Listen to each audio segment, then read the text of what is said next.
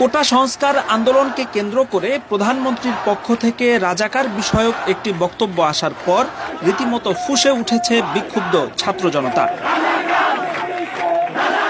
এমনকি ক্ষমতাসীন ছাত্রলীগের মধ্যেও গণপদত্যাগের হিড়িক পড়ে গেছে। তার মানে কি মুক্তিযোদ্ধার সন্তান নাতিপুতিরা কেউ মেধাবী না, যত রাজাকারের বাচ্চারা নাতিপুতি হলো মেধাবী, তাই না? রোববার সন্ধ্যায় প্রধানমন্ত্রীর বক্তব্য সম্প্রচারিত হওয়ার পরপরই বিক্ষুব্ধ ছাত্র জনতা পুনরায় রাজপথে নেমে আসে। বুয়েট, ঢাকা বিশ্ববিদ্যালয়, জগন্নাথ বিশ্ববিদ্যালয়, রাজশাহী বিশ্ববিদ্যালয় সহ দেশের বিভিন্ন বিশ্ববিদ্যালয় থেকে রাতভর বিক্ষোভের সংবাদ পাওয়া গেছে। এ সময় বিক্ষুব্ধ আন্দোলনকারীরা নিজেদেরকে রাজাকার আখ্যা দিয়ে বিক্ষোভ কর্মসূচি পালন করেছেন।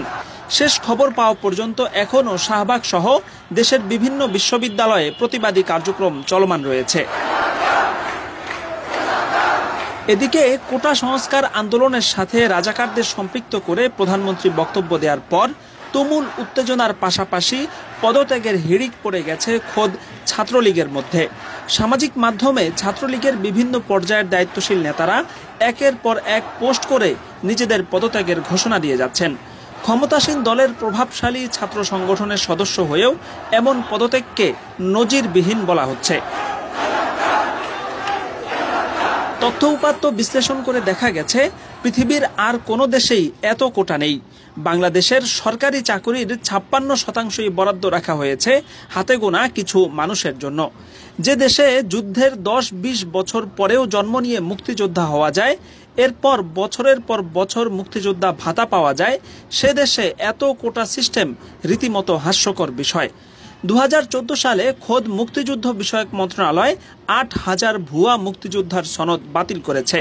কিন্তু এসব ভুয়া মুক্তিযোদ্ধা যে বছরের পর বছর কোটি কোটি টাকা সরকারি ভাতা গ্রহণ করেছে, সেগুলো তাদের কাছ থেকে ফেরত নেওয়া হয়নি। তাদের এই মুক্তিযোদ্ধা পরিচয় ব্যবহার করে তারা এবং তাদের সন্তান ও নাতিপুতিরা যে সরকারি চাকরি গ্রহণ করেছে, সেখান থেকে তাদের বহিষ্কার করা হয়নি। এমনকি ভুয়া তথ্য দিয়ে মুক্তিযোদ্ধার সনদ নেওয়ার কারণে তাদের বিরুদ্ধে কোনো ফৌজদারি কার্যক্রমও গ্রহণ করা হয়নি। সব মিলিয়ে মুক্তিযোদ্ধা এবং তাদের কোটা সিস্টেম নিয়ে পুরোপুরি নৈরাজ্যকর এক পরিস্থিতি তৈরি হয়ে আছে। অবিলম্বে এই কোটা পদ্ধতি বাতিল না হলে পরিস্থিতি আরও শোচনীয় আকার ধারণ করবে বলে আশঙ্কা করা হচ্ছে।